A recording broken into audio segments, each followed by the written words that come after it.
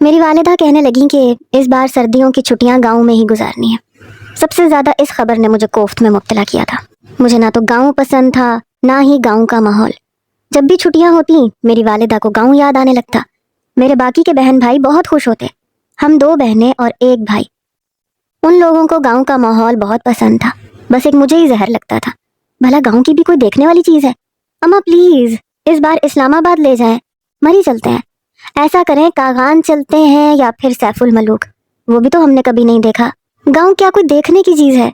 میری ماں نے مجھے غصے سے گھور کر دیکھا، کہنے لگی چپ کر کے اپنی تیاری کرو، اور اس بار ہم پورے 2 مہینے وہیں سردیاں گزاریں گے۔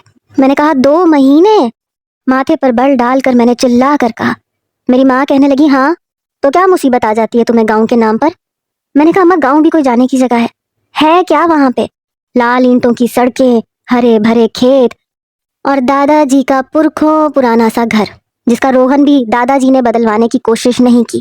وہی پیلے رنگ کا رنگ، وہی روغن، وہی ہرے رنگ کی لکڑی کے دروازے، گھر کا بیرونی دروازہ کبھی بند ہی نہیں ہوتا، اور اوپر سے محلے بھر کے لوگ ہمیں یوں دیکھنے آتے ہیں جیسے ہم شہر سے کوئی عجوبہ بن کے گئے ہیں۔ بھلا یہ کوئی بات ہے؟ مجھے نہیں جانا۔ میں نے ساری برائیاں گنوا دی تھی، لیکن میری ماں کا فیصلہ نہیں بدلا تھا۔ میری ماں کہنے لگی زیادہ بدتمیزی نہیں کرو، تمہارے دادا دادی سال بھر بس انہی 2 مہینوں کا انتظار کرتے ہیں کہ دسمبر اور جنوری کا مہینہ گزاریں۔ پہلے تو تم لوگوں کی پڑھائی کی وجہ سے میں بڑی تنگ تھی، اب تو خیر سے تم نے بھی 14 جماعتیں پاس کر لیں، اور اس نے بھی 12 جماعتیں کر لیں، اور تمہارے بھائی کی بھی مجھے کوئی اتنی فکر نہیں ہے۔ میں نے کہا میری بھی آپ کو فکر نہیں ہے۔ میرا بھائی ہم دونوں بہنوں سے چھوٹا تھا، بس 5ویں جماعت میں تھا۔ بہرحال سب خوش تھے، لیکن میں خوش نہیں تھی۔ بے دلی سے میں نے اپنی پیکنگ کی۔ پیکنگ کرنے کے بعد ٹرین میں پورا سفر میں نے بس کھڑکی سے باہر دیکھتے ہوئے گزارا تھا۔ بچپن میں تو ہم ہر سال گاؤں جاتے تھے۔ میرے والد کا شروع سے ہی کاروبار شہر میں تھا، اس لیے میری والدہ بتاتی ہیں کہ میری اور چھوٹی بہن کی پیدائش کے بعد ہم شہر میں رہنے لگے۔ گاؤں میں دادا کا پرانا خاندانی گھر تھا جسے وہ چھوڑنا نہیں چاہتے تھے، اور اب وہ چچا کے ساتھ اسی گھر میں رہتے تھے۔ پتہ نہیں وہ پرانا گھر انہوں نے اپنے بزرگوں کی نشانی کے طور پر سنبھال رکھا تھا۔ یوں تو وہ گھر کافی بڑا تھا، کمرے بھی کافی کشادہ تھے، لیکن تھا تو کئی 100 سال پرانا، شاید پاکستان آزاد ہونے سے پہلے کا تعمیر شدہ تھا۔ اور میرے دادا کو اپنی کرسی سے اتنی محبت تھی کہ رنگ بھی کبھی تبدیل نہیں کروایا تھا۔ کہتے تھے ہرے رنگ کی دیواریں ہی رہنے دو، میرے بزرگوں کی یاد دلاتی ہیں۔ یہ کون سے بزرگ تھے جن کی ہڈیاں بھی مٹی میں مل چکی تھیں، لیکن دادا کی محبت کا یہ انداز مجھے کبھی بھی اچھا نہیں لگا تھا۔ ابھی تک ان کی بیٹھک میں ان کے سارے بزرگوں کی تصاویر آویزاں تھیں، جسے دادا بڑی شان اور غرور سے دکھایا کرتے تھے۔ میرے والد اور چچا بس 2 ہی بھائی تھے، بہن نہیں تھی۔ چچا شروع سے ہی دادا کے بڑے فرما بردار تھے، اس لیے گاؤں میں ہی رہتے تھے۔ ان کے 3 بیٹے تھے اور 1 بیٹی، تینوں ہی ان پڑھ، جاہل، گنوار قسم کے تھے، مجھے ذرا بھی اچھے نہیں لگتے تھے۔ میرے والد اور چچا کی شادی ایک ہی ساتھ ہوئی تھی، لیکن بچے پیدا کرنے میں میرے چچا نمبر لے گئے۔ ان کا سب سے بڑا بیٹا مزمل مجھ سے 2 سال بڑا تھا، اس سے چھوٹی بہن میری ہم عمر۔ یوں تو مزمل مجھ سے بس 2 ہی سال بڑا تھا، لیکن دیکھنے میں 10 سال بڑا لگتا تھا۔ میں بڑی ہی نازک اندام قسم کی لڑکی تھی، اور اس کی صحت گاؤں کے حساب سے تھی، بھرا ہوا جسم، لمبا قد۔ میں نے آخری بار اسے تب دیکھا تھا جب میں 8ویں جماعت میں تھی، تبھی آخری بار میں گاؤں گئی تھی۔ اس کے بعد میرا گاؤں جانا ہوا ہی نہیں تھا۔ کبھی بہن بھائی اور اماں کا جانے کا پروگرام بن بھی جاتا تو میں کہتی کہ میری تو اب کلاسز شروع ہو گئی ہیں، بورڈ کے پیپر ہیں، اماں مجھے تیاری کرنی ہے، میں نہیں جا رہی۔ میں اپنے والد کے ساتھ شہر میں رہ جاتی تھی، اور امی اور چھوٹے بہن بھائی چلے جاتے۔ ان دنوں میں اپنے دوستوں کو گھر پہ بلا کے خوب انجوائے کرتی تھی۔ سمجھیں کہ میں پورے 6 سال بعد گاؤں جا رہی تھی۔ جیسے ہی گاڑی علی پور کے اسٹیشن پر رکی، سامنے میرے چچا کے 2 چھوٹے بیٹے موجود تھے۔ یقیناً چچا نے انہیں لینے کے لیے بھیجا تھا۔ جیسے ہی گاڑی اسٹیشن پر رکی، دونوں ٹرین کے اندر آ گئے اور ہمارا سامان اٹھانے لگے۔ ان دونوں کو دیکھ کر تو میں جتنا حیران ہوتی اتنا کم تھا۔ دونوں دیکھنے میں لڑکے کم اور مرد زیادہ لگ رہے تھے، اچھے خاصے ہٹے کٹے، اوپر سے بڑی بڑی مونچھیں۔ میں نے انہیں دیکھ کر اپنے منہ کے زاویے بگاڑے تھے۔ ہم ٹرین سے نیچے اترے تب تک وہ کلیوں کی طرح ہمارا سامان اٹھائے اسٹیشن سے باہر جا چکے تھے۔ وہاں باہر جا کر ٹانگے پر انہوں نے ہمارا سامان رکھ دیا۔ مجھے ویسے تو گاؤں بالکل بھی پسند نہیں تھا، البتہ ٹانگے کا سفر کرنے کا بڑا شوق تھا۔ موسم کافی خوشگوار تھا، ٹھنڈ بھی بہت تھی۔ टांगे पर बैठकर गांव के खेतों का नज़ारा करने का अलग ही मज़ा था।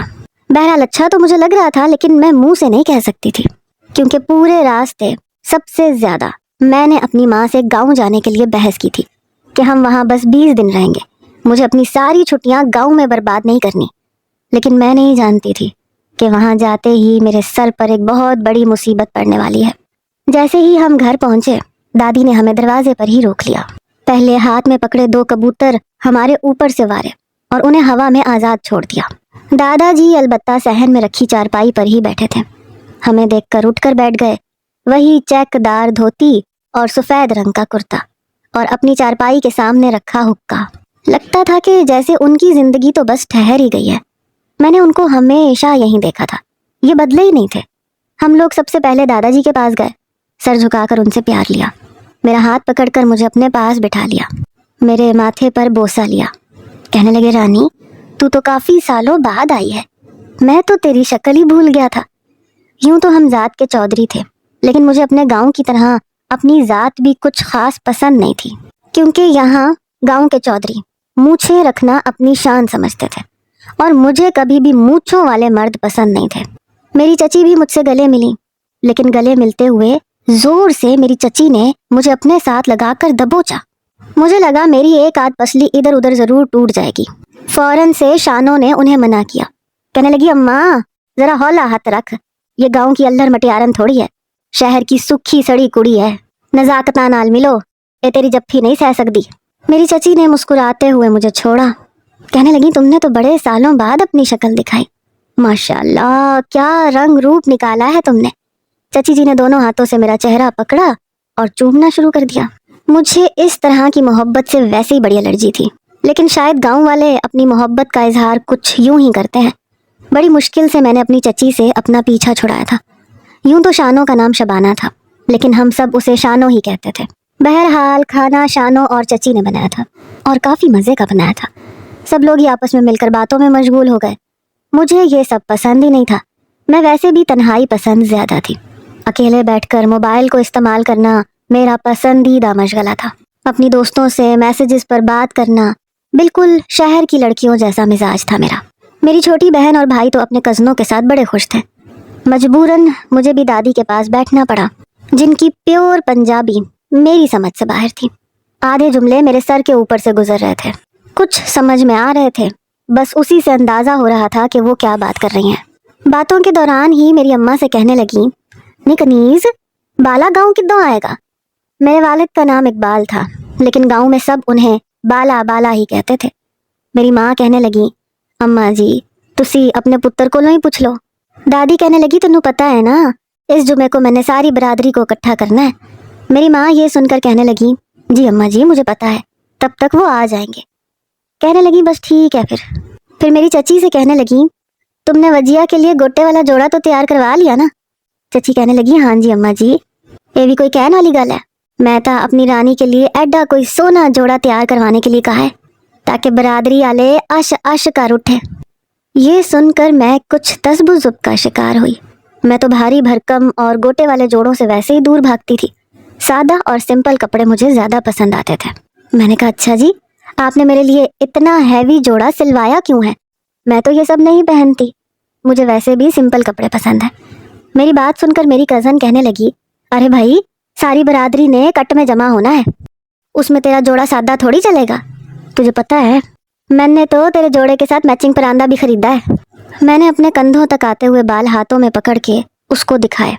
मैंने कहा, इन छोटे बालों पर मैं परांदा पहनूंगी। कहने लगी, हाँ बहुत अच्छा लगेगा तुम पर। पता नहीं क्यों मुझे ये सब बातें सुनकर कुछ घबराहट महसूस होने लगी। पता नहीं सारी बरादरी ने जुम्मे वाले दिन इकट्ठे होकर करना क्या था। सुबह से जब से हम लोग दादिया के घर आए थे, कोई ना कोई मिलने मिलाने वाला आया जा रहा था। कभी मेरी माँ की कोई फुफ्फो आ जाती, कभी खाला, कभी कोई दूर की कज़न, और ना चाहते हुए भी मुझे उन्हें मुस्कुरा कर सलाम करना पड़ता। शाम हो गई थी और मैं थकन से चूर थी। जब से आए थे 1 घंटा भी आराम नहीं किया था। शाम की चाय पर मेरी चची और शानों ने काफ़ी तकल्लुफ़ किया था। बहुत कुछ बनाकर दस्तरख्वान सजाया था। हम सब चाय पीने में मगन थे जब खुले दरवाजे से वो दाखिल हुआ। सफ़ेद शलवार कमीज़ जो कि मिट्टी से अट्टी हुई थी, चेहरा सर्दी में भी पसीने से भीगा हुआ था, कपड़े भी पसीने से शराबोर थे, कद 6 फुट से भी ऊंचा लग रहा था, लेकिन अब पहले की तरह मोटा नहीं था, काफ़ी फिट लग रहा था। सबसे ज़्यादा मुझे उसकी लंबी मूछें देखकर वहशत होती थी।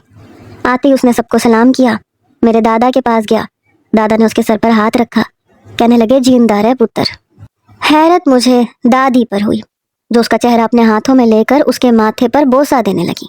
पसीने से शराबोर माथे पर पता नहीं कैसे उन्होंने बोसा दिया। मुझे तो देख के ही कुछ होने लगा था। मैंने चाय का एक घूंट लिया, तब तक वो मेरी वालिदा के पास आकर सलाम करने लगा, कहने लगा सलाम जी, सफ़र तो अच्छा गुजर गया आपका। मेरी वालिदा कहने लगी हाँ अच्छा गुजर गया, माशाल्लाह मेरा बेटा तो बड़ा ही घबरू जवान निकला है। मैंने दिल में सोचा कौन सा घबरू जवान, मुझे तो देख के लगता है कोई बदमाश है। मेरी माँ की बात पर वो मुस्कुराने लगा, फिर मुझे देखने लगा। मुझे देखते ही उसके चेहरे की मुस्कुराहट गहरी हुई। मैंने उसे सलाम किया, कहने लगा वालेकुम अस्सलाम। फिर मेरे छोटे बहन भाई भी उसे सलाम करने लगे। मैं उठ के कमरे में आ गई। मैं सोच रही थी कि कुछ देर मोबाइल पर अपनी दोस्तों से मैसेजेस पर बातचीत कर लूं, लेकिन कुछ देर बाद ही शानो मेरे कमरे में आ गई, मुझसे बातें करने लगी। मैंने मोबाइल एक तरफ रख दिया। वक्त यूं ही गुजरने लगा। पता नहीं क्यों मुझे मुजम्मिल की हरकतें अच्छी नहीं लगती थी। सुबह नाश्ते के बाद वो खेतों में चला जाता, लेकिन मुझे देख के मुस्कुराता रहता। लस्सी पीते हुए बार बार अपनी मूछों को ताव देता रहता। उसकी मूछें देखकर मुझे सबसे ज्यादा गुस्सा आता था, और उसका यूं मेरी तरफ देख देख के मुस्कुराना मुझे और भी गुस्सा दिलाता था।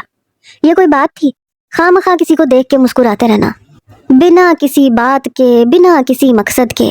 एक बार जब मेरा उसकी नजरों के साथ तसादुम हुआ और मैंने उसे यूं मुस्कुराते हुए देखा, तो माथे पर बल डालकर उसे घूरने लगी। बजाय शर्मिंदा होने के उसकी मुस्कुराहट गहरी हो गई। पता नहीं क्यों, लेकिन मुझे वो एक आंख भी नहीं भाता था। जुमेरात वाले दिन मेरे वालिद भी आ गए। उस दिन मेरे दादा दादी रोने लगे, क्योंकि बाबा को भी यहाँ आने का वक्त नहीं मिलता था। ज़्यादातर वो अपने काम कारोबार में मसरूफ़ रहते थे, बहुत कम वक्त मिलता था गाँव आने का। बाबा खुद भी अपने वालिदैन के साथ लग गए और बाबा की आंखें नम हो गईं। बहरहाल पूरा दिन दादा दादी अब्बा के साथ बातें करते रहे। जुमे की सुबह सब लोगों ने अपनी अपनी तैयारियां शुरू कर दी कि शाम को सारी बरादरी इकट्ठी होगी। मेरे बहन और भाई अपने लाए हुए कपड़े पहन रहे थे, लेकिन मुझे खास तौर पर चाची ने वो गोटे वाला जोड़ा पहनाया था, जिसे पहनकर मैं सख्त कोफ्त का शिकार हो रही थी। अपना आप अजीब पेंडू सा लग रहा था। शानों ने मुझे परांदा भी पहनाया, मेरा मेकअप भी करवाया। मैं हमेशा से बहुत लाइट मेकअप करती थी, लेकिन आज इस तेज मेकअप में मैं सख्त बेजार थी। बस सुबह से ही दादाजी की तबीयत कुछ ठीक नहीं थी, बार बार सीने पर हाथ फेरे जा रहे थे। शाम को सारी बरादरी इकट्ठी हो गई, लेकिन मैंने महसूस किया जैसे सब लोग मुझे खास तौर पर अहमियत दे रहे थे। हालांकि शहर से तो मेरे छोटे बहन भाई भी आए थे, मेरी अम्मा भी आई थी, लेकिन पता नहीं क्यों सब मेरे गले क्यों मिल रहे थे, मेरी तारीफें क्यों कर रहे थे। मैं अभी ये सब कुछ समझ भी नहीं पाई थी जब मुझ पर एक बहुत बड़ा धमाका हुआ। जब चची ने मेरा हाथ पकड़कर मुजम्मिल के बराबर वाली कुर्सी पर मुझे बिठा दिया। मुझे उस वक्त जोर का झटका लगा। वैसे तो वो आम से हुलिये में होता था, लेकिन आज सफ़ेद सलवार कमीज पहने, खेड़ी वाली चप्पल पहने, खुद को ना जाने कहाँ का महाराजा समझ रहा था। मैंने तो मुजम्मिल पर एक नज़र डालने के बाद उस पर नज़र डालना भी गवारा नहीं किया था, लेकिन जब मुझे उसके साथ बिठाया गया तो मेरा दिल मुझे खतरे की अलामत देने लगा। मेरे होश उस वक्त उड़े जब मेरी माँ ने एक मखमली डिब्बिया में से घड़ी निकाली और मुजम्मिल की कलाई पर पहना दी और 10,000 उसके हाथ पर रख दिए। उसके बाद चची ने उठकर मेरा हाथ पकड़ा और मुझे सोने की अंगूठी पहना दी और 10,000 पकड़ा दिया। फिर मेरी बलाएं लेने लगी। दादा दादी हमारे पास आए, दोनों को प्यार देने लगे। दादा मेरे वालिद से कहने लगे, बाले पुत्र, तेरी धी रानी अब मुजम्मिल की अमानत हो गई। ये सुनकर मुझे अपने सर पर धमाके होते महसूस हुए। बिना मुझसे पूछे मेरे माँ बाप मेरी मुजम्मिल से मंगनी कैसे कर सकते थे? ये बात मेरे गुमान में भी नहीं थी। मैं हक्का बक्का सबकी शक्लें देख रही थी। मेरे दादा कहने लगे, बाले पुत्र, मुझे तो लगा था कि शहर जाके तू और कनीज बच्चों को हमारी तहजीब और तरबियत से दूर कर दोगे। बच्चे अपनी मनमानियां करेंगे, लेकिन तूने और कनीज ने साबित कर दिया कि शहर की हवा ने तुम लोगों को गांव की मट्टी से दूर नहीं किया। आज भी बच्चे बड़ों के फैसलों पर एतराज नहीं उठाते। ये सुनकर मेरे आंसू मेरे ज़ब्त से बाहर हुए। मेरे वालिद कहने लगे, अब्बा जी, मैंने कभी भी अपने रीत रिवाजों से अपनी औलाद को दूर नहीं किया। देख लो तुसी, मजाल है मेरी बच्चियां मेरे फैसलों के आगे अख भी चुक के देख लें। आज भी शर्मो हया उनके दीदों में मौजूद है। बड़ों के फैसलों पर वो इनकार की जरूरत नहीं रखती। मेरा बाप बड़े ईमान से सीना चौड़ा किए ये कह रहा था और मुझे अपना आप मनो मिट्टी तले दबता हुआ महसूस हो रहा था। क्या ये मेरा वही बाप था जो कहता था कि मैं बच्चियों पर पाबंदियों का कायल नहीं हूँ? पहली बार जब 10वीं जमात में पहुँचने पर अम्मा ने मुझे बुर्का पहनने पर मजबूर किया और मैंने साफ इनकार किया कि मैं बुर्का नहीं पहनूंगी। अम्मा कहने लगी कि क्यों नहीं पहनोगी, हम सब ने पहना है, तुम कोई अनोखी तो नहीं हो। तो अब्बा ने फौरन से मेरी माँ को टोक दिया था कि बच्चियों पर ज़बरदस्ती नहीं करो, मैं पाबंदियों का कायल नहीं हूँ। मेरी माँ कहने लगी, इकबाल यहाँ का माहौल तो देखो, बच्ची का पर्दे में रहना अच्छा होता है। वो कहने लगे, मुझे अपनी बच्ची पर पूरा भरोसा है कि वो ऐसा कुछ नहीं करेगी जिससे उसके बाप का सर शर्म से झुक जाए। तुम मेरी बच्चियों के पीछे ना पड़ जाया करो। मैंने वाकई अपने बाप का आज तक मान रखा था। हालांकि कॉलेज आते जाते कई लड़कों ने दोस्ती की ऑफर मुझसे की थी। मेरी सहेलियों के भाई मुझ पर फिदा थे। कई दोस्तों ने मुझसे कहा था कि हमारी ख्वाहिश है वजीहा कि तुम हमारी भाभी बनो, लेकिन मैं हंसकर टाल जाती थी। मुझे यकीन था कि मेरा बाप मेरी ज़िंदगी का फैसला करने से पहले मुझसे ज़रूर पूछेगा। वो कपड़े खरीदते वक्त भी मुझे साथ लेकर जाते थे, हमारी पसंद पूछते थे, और आज मेरी ज़िंदगी का फैसला मुझसे पूछे बिना अपने जाहिल गवार पेंडू भतीजे के हक में कर दिया। मैं तो किसी कीमत पर उससे शादी नहीं करूँगी। ये मंगनी की अंगूठी शहर जाकर उतार कर बाबा को माजरत के साथ वापस कर दूंगी। लेकिन दादा की अगली बात ने मेरी जान निकाली थी। कहने लगे, बाले पुत्र, तुझसे एक फरमाइश करूं, इनकार तो नहीं करेगा? बाबा कहने लगे, अब्बा जी तुसी हुक्म करो। कहने लगे, वजिया पुत्री का निकाह आज ही मुजम्मिल से करा दो। मेरा जी आज बड़ा घबरा रहा है। मैं चाहता हूँ दोनों की शादी देख लूँ। मेरे बाप ने फौरन से हामी भर ली, लेकिन ये सब मेरी बर्दाश्त से बाहर था। निकाह का शोर मच गया। मैंने उस वक्त कुछ भी नहीं देखा, बस वहां से उठकर कमरे में चली गई। सब लोग मेरे यूं उठकर जाने पर मेरी शक्ल देखने लगे। मेरी चची कहने लगी, कुड़ी शर्मा गई है।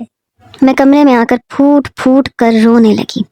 मैं सोच भी नहीं सकती थी कि सब सहेलियों को मैं इतने नखरे दिखाने वाली और अपना आइडियल जहान सिकंदर और सालार सिकंदर रखने वाली वजीहा इस पेंडू जाहिल गंवार मुजम्मिल से शादी करेगी।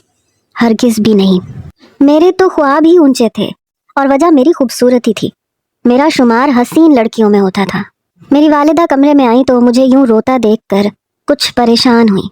कहने लगी, वजीहा पुत्र, रो क्यों रही है? ये तो दुनिया का निजाम है। सदा बेटी माँ बाप के घर तो नहीं रह सकती ना। उन्हें लगा शायद मैं निकाह का सुनकर अपने घर वालों से उदास हो गई हूँ। मैंने कहा, अम्मा, आपने मुझसे पूछे बिना मेरा रिश्ता उस मुजम्मिल से कैसे तय कर दिया? मेरी बात सुनकर मेरी वालिदा कहने लगी, क्या मतलब तुझसे पूछे बिना? अरे आज तक शादी के फैसले कभी बच्चों से पूछकर किए जाते हैं क्या? हमेशा घर के बड़े बुजुर्ग ही करते हैं ये फैसले। मुजम्मिल से भी किसी ने नहीं पूछा, हालांकि वो लड़का है, लेकिन मजाल है कि उसने किसी बात पर एतराज किया हो। मैंने कहा, वो क्यों करने लगा एतराज? उस पेंडू जाहिल गंवार को पढ़ी लिखी खूबसूरत बीवी जो मिल रही है। मेरी बात सुनकर मेरी माँ कहने लगी, अपनी जुबान को लगाम दो, शर्म नहीं आती तुम्हें? अभी कुछ देर बाद निकाह है तुम्हारा शौहर बन जाएगा वो। मैंने कहा, माय फुट, शौहर? अम्मी, मैं उस शख्स से कभी भी निकाह नहीं करूंगी। मेरा लहजा कुछ ऊंचा हुआ तो मेरी माँ ने जल्दी से दरवाजा बंद कर दिया। कहने लगी, आहिस्ता बोलो, बाहर सारी बरादरी बैठी है, क्यों अपने बाप की इज्जत का जनाजा निकालना चाहती हो? मैंने कहा, मैं कुछ नहीं जानती, मैं नहीं करूंगी उससे शादी। अब बाबा से जाके कह दें।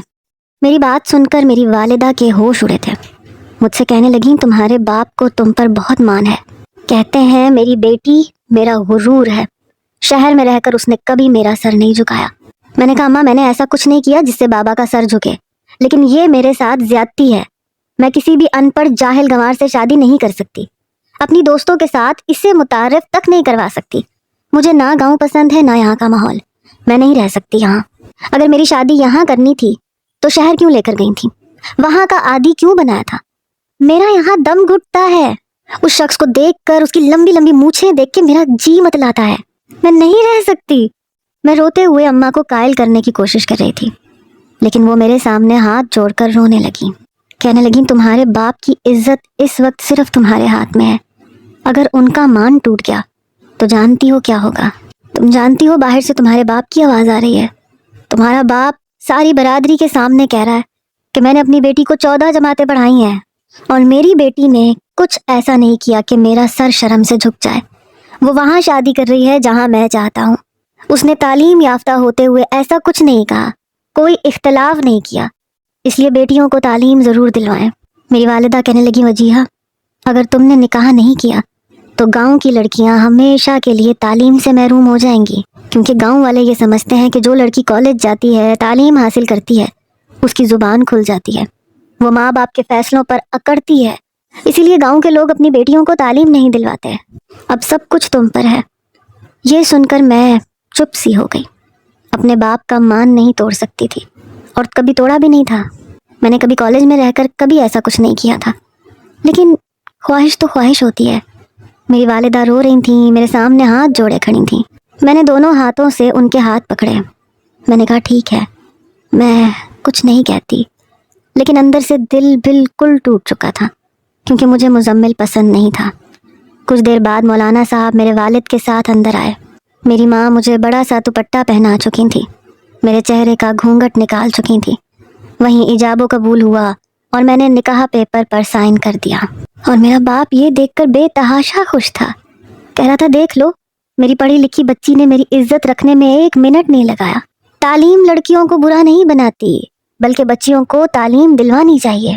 اپنے باپ کی بات رکھنے کے لیے میں نے اپنے دل اور جذبات کی قربانی دے دی۔ نکاح ہونے کی دیر تھی کہ ایک ہلا گلا سا شروع ہو گیا۔ ڈھول کی آوازیں سنائی دینے لگیں، لیکن میں گم سم کمرے میں بیٹھی تھی۔ باہر ہونے والے ہنگامے سے میرا کوئی واسطہ نہ تھا، دل میں ایسی کوئی امنگ ہی نہیں تھی۔ کچھ دیر بعد شانو میرے پاس آئی۔ اس نے ہاتھ میں گلاب کا ایک پھول پکڑا ہوا تھا۔ کہنے لگی ہمیں نہیں پتا تھا کہ دادا ابا تمہارا نکاح ہی کر دیں گے بھائی کے ساتھ۔ کہنے لگی یہ دیکھو، یہ بھائی نے تمہارے لیے بھیجا ہے، کہہ رہے تھے کہ یہ وجیہہ کو دے دینا اور اسے کہہ دینا کہ میں نے بھیجا ہے، نکاح کا انمول تحفہ ہے۔ میرے نزدیک اس شخص کی کوئی اہمیت نہ تھی اور نہ ہی اس کے دیے گئے اس گلاب کے پھول کی۔ بہرحال میں نے وہ پھول پکڑ کر سائڈ ٹیبل پر رکھ دیا۔ شانو باہر جا چکی تھی۔ میری بہن فریحہ کمرے میں آئی، کہنے لگی واہ، گلاب کا پھول، یقیناً مزمل بھائی نے بھیجا ہوگا۔ میں نے کہا ایسے کرو، اس کو کچرے کے ڈبے میں پھینک دو۔ کہنے لگی کیوں پھینک دوں؟ انہوں نے اتنی محبت سے آپ کو بھیجا ہے۔ میں نے کہا 2-3 دن میں مرجھا جائے گا، تب بھی تو کچرے کے ڈبے میں ہی جائے گا نا۔ میں نے اس کے ہاتھ سے وہ پھول چھینا اور کمرے میں رکھی باسکٹ میں پھینک دیا۔ وہ ہکا بکا مجھے دیکھنے لگی۔ میں نے کہا پھولوں کے نصیب میں بس یہی ہوتا ہے، جب وہ مرجھا جاتے ہیں تو انہیں مسل کر پھینک دیا جاتا ہے۔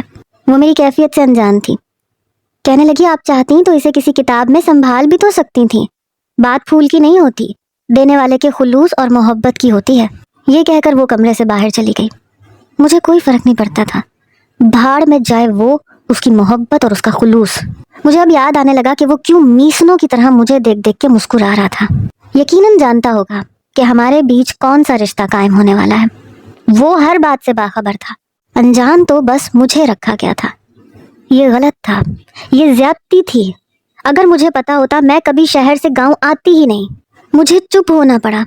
اگر اکیلے ہوتے اور پہلے سے پتا ہوتا تو مجھے یقین ہے میں بابا کو قائل کر لیتی، انہیں منا لیتی اور وہ مان بھی جاتے۔ میرے بس آنسو نہیں رک رہے تھے۔ میری اصل جان تو اس وقت نکلی جب باہر ڈھول کی آوازیں آنا بند ہوئیں اور شور سا اٹھا۔ میری بہن بھاگتی ہوئی کمرے میں آئی، کہنے لگی دادا جی کو دل کا دورہ پڑا ہے، ان کی طبیعت بہت زیادہ خراب ہو گئی ہے، بابا اور چچا اور باقی سب کزنز انہیں ڈاکٹر کے پاس لے کے جا رہے ہیں۔ یہ سن کر میں فوراً سے باہر نکلی۔ میری دادی روئے جا رہی تھیں، چچا، بابا، مزمل سب لوگ دادا کو ہسپتال لے گئے تھے، جو گاؤں سے 2 گھنٹے کی مسافت پر تھا۔ ہمارے گاؤں میں نہ تو کوئی ڈھنگ کا اسکول تھا، نہ ہی ہسپتال۔ بہرحال 3-4 گھنٹے بعد فون آیا کہ دادا کی طبیعت پہلے سے بہتر ہے، لیکن عمر بہت زیادہ ہو چکی ہے، دل کا آپریشن نہیں ہو سکتا، اس لیے کبھی بھی کچھ بھی ہو سکتا ہے۔ ڈاکٹر کہتے ہیں کہ ان کی ہر خواہش کو پورا کیا جائے۔ اگلے ہی روز دادا گھر پر واپس آ چکے تھے، لیکن کافی نکاہت کا شکار تھے۔ مجھے اپنے پاس بلایا، میرے سر پر ہاتھ رکھا، کہنے لگے میری دھی رانی، تو خوش تو ہے نا؟ میں نے ہاں میں سر ہلا دیا۔ دادا نے میرا ہاتھ پکڑ لیا، پھر مزمل کو اپنے پاس بلانے لگے۔ یہ دیکھ کر میں کچھ حیران سی ہوئی۔